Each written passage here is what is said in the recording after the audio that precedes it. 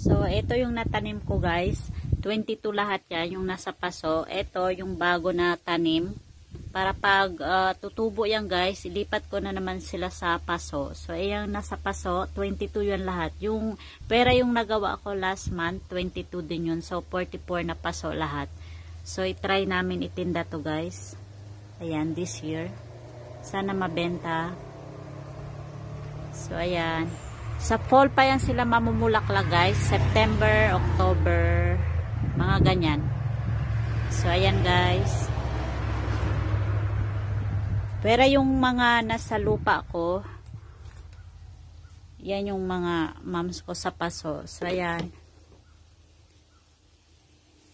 Yun, meron ako dyan. Bawat magkabilaan, meron na ako.